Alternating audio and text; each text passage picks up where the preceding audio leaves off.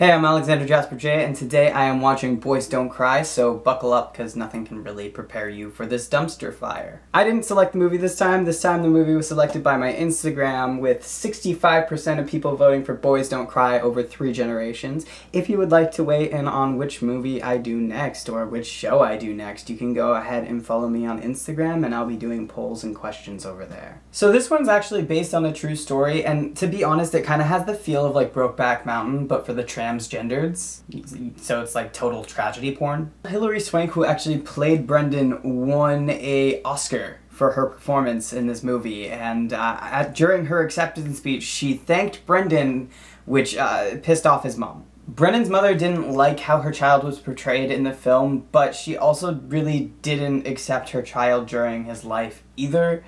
So one thing she mentioned that particularly upset her was, in fact, Hilary Swank's acceptance speech, because she called Brendan Brendan and him. Eventually though, Joanne Brendan, Brendan's mom, did grow to accept her child, just a little bit too late. 20 years after Brendan's death, his mom did finally grow to accept his identity to some extent. She essentially said if living as a man was what was gonna make him happy, she wouldn't have a problem with it now. It's really just a shame that it took until 2013 for her to come to that realization, but I'm glad she eventually did. This movie leans in heavy on homophobic and transphobic language and actions as well. Content warnings will be in the description below. If you have any suggestions for the content warning list, I will be adding to it as I see comments being posted, so let me know. And if you have any suggestions for things for me to watch in the future, I will be keeping an eye out for those in the comments as well. So 2 things. Bar fights, they're for bonding, and Buddy is just ecstatic right now that he has a black eye for some reason. Iron? Yeah. Oh shit. You got a light now? Oh yeah, here. Needless to say, microaggressions can be particularly telling, especially in film. You have got the tiniest hands. No? Yeah. They're big. So keep an eye out for this guy. Okay, drinking while driving. Wow. I don't know where the fuck I am. I mean, I've woken up in Quebec before, but that's on a whole nother level.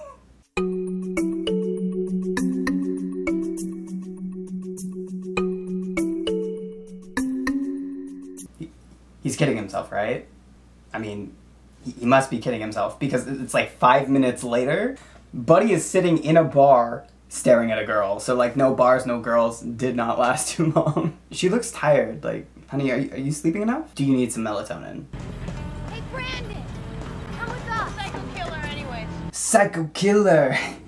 Qu'est-ce que c'est? Ba ba ba ba ba ba ba ba ba ba da. So Brendan spends a good chunk of this movie trying to prove his manliness, and For squares, man. I mean, give me real work, like in the oil field or something. I was thinking about becoming a smoke jumper out Mount St. Helens, you know, fighting fires, making lots of money, and then traveling all around. Memphis, Graceland, Tennessee. Dick. Graceland is in Memphis, and Memphis is in Tennessee. yeah, he's dumb.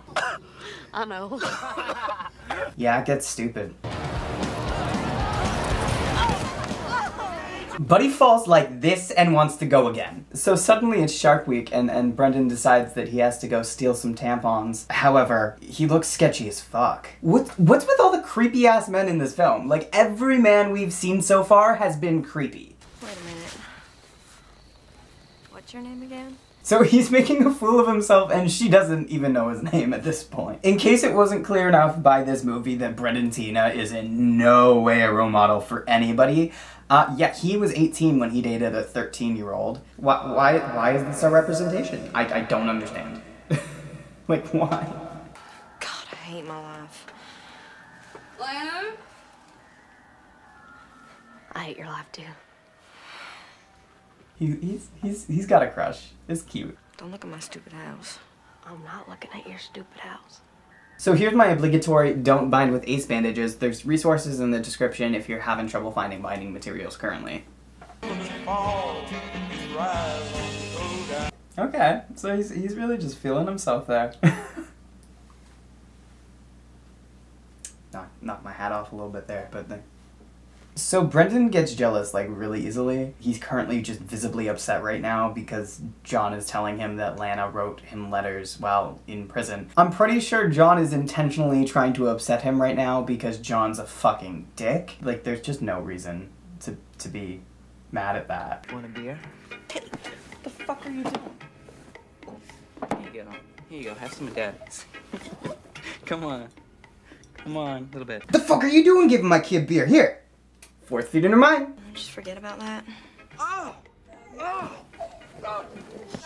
No, the little bastard just pissed on me!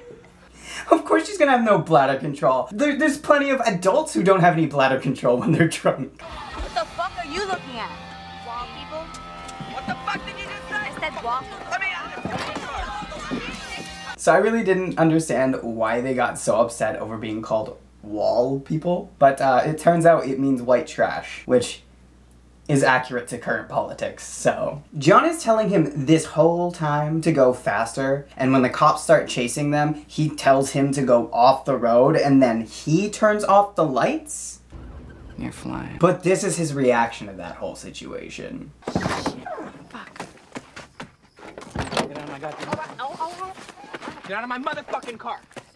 Like, he just starts yelling at them to get out of his car, but it's not even his fucking car. That's my car. So he goes through the trouble of hitchhiking 70 miles back to Lincoln so he can make it for his court appearance, and then when his name is called, he can't bring himself to appear officially. Like, he no-shows. Keeping me strong, Mom? Happy birthday, sweet. I miss you. I do. Stop it, John. You give me the creeps. You're like a stalker. Fuck you. No. John, I'm No, fuck sorry. you. Are you kidding me? No, stick to your guns. He's creepy, he's aggressive, he's in your room, you didn't invite him, kick him out. I'm mad about this. Oh, look, he literally is a stalker too. Okay, so they got ticketed when they did that whole car thing, but like, why is he walking into a courthouse knowing that he has warrants out for his arrest? Like, what? He's smart. He's a genius. He's trans. He didn't just steal her car and leave her on the side of the road. Like, it's not that big a deal. I feel like I should mention, because the movie makes her look, like, really supportive here, that in real life, Lana was not like this. She actually sued the production over her portrayal because she didn't want people to think, A, she was white trash, and B, that she stayed with Brendan after finding out that he was trans, which, in my opinion, makes her a little bit white trash. I'm hermaphrodite. What? Look, I don't care if you're half monkey or half ape. I'm getting you out of here. I thought the portrayal of Lana was like the one bright spot in this entire movie, and then I find out IRL, she's awful. Either I'm fucked up, or something's totally weird. You're a little fucked up.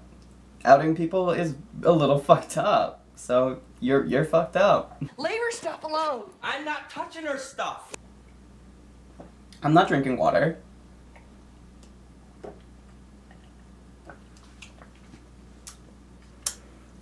Beautiful. They're so dramatic. It's a pamphlet. Okay, so I can't show you this bit because it's literally an assault, but during the assault, Brendan dissociates and starts just looking at himself as everything's happening, and it hits harder than the scene itself. It just like the realization of what that is. It can be a bit heavy. We kind of get this like weird time jump going on where it like jumps backwards and forwards in time between when he's assaulted and when he's reporting it. So you get like the details of the assault as he recalls them to the police to an extent, but at the same time as he is getting assaulted, you're hearing how he's being treated afterwards, and it's heartbreaking, it's devastating. And then there's these moments where it just focuses in on Brendan's face as all this is happening, and you just see the pain in both shots. You just see the pain that he's going through. And then you hear him screaming, and it's like this blood-curdling scream, and then suddenly you see him lying on the ground, broken. Now, if you keep our little secret, we'll stay friends, right, little buddy?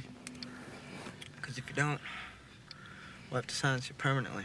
So after they finish their assault, they threaten Brendan's life, and then they try to force him to wash away any evidence that may be on his body. But our boy Houdini's the hell out of there, as he should. He goes to Lena, but really there is no place in this town that he's in where he's safe. I don't want it in my house. Oh my God. I really can't believe this girl. She outed him, and then she's gonna act surprised that he got the shit beaten out of him. Like, watching this, I really hoped that she felt guilty, because it's on her. She shares the blame. Everyone's just doing Brendan dirty here. Like, he literally called this woman mama, and she knows they're lying. You can see it in her face. She knows they're lying. She just doesn't want to believe it. So she tells them that she needs a couple of days. Just a couple of days. That's it. That dream I had, the first night, we were on the highway together. So Brendan and Lena are planning to run away together. Lena gets into her bedroom to pack, and she looks around, and suddenly she starts getting cold feet. Brendan, I think, holding on to hope that she would show, waits around a little bit longer than he should. John shows up at Lena's house, and Lena's mother tells John where to find Brendan after seeing the gun. She knowingly sentenced Brendan to death. John and Tom may be murderers, but there is also blood on her hands. When John shoots Brendan in the head, killing him, it sends Tom into a frenzy. He then shoots Candace, which is really only sad in the context of the movie because of the kid. And then he attempts to shoot Lena, but John wouldn't have any of that. And then, as he is leaving, John turns around and fires one more shot. I don't know where, though. You can't really see another bullet hole anywhere. Doesn't really make sense why he did this. Kind of seems like he just panicked his whole way through that scene. Lena falls asleep crying on Brendan and wakes up to him cold the next morning. She reads a letter she finds in his pocket and then gets peeled off the floor by her mother. You were right. Memphis isn't far at all. I'll be making a trip out on the highway before too long. I'll be waiting for you. Love always and forever. Brandon. Again, this film is 100% just tragedy porn. If you like tragedy porn, go ahead and watch it. If you're not a huge fan of tragedy porn, maybe it's not your cup of tea. But I hope you enjoyed this video. If you did, go ahead and hit that like button. If you like my face, you want to see more of it, go ahead and hit that subscribe button. If you really like my face, you can hit that notification bell, and you'll be notified every single time I post. Otherwise, if you want to follow me, you can do so on Instagram, Twitter, and Snapchat. I would say that Instagram is my most active form of social media, but I've been stepping up on Twitter a little bit lately. So you should follow me over there. Yeah, so peace out, Scout people. I shall see you soon. Bye!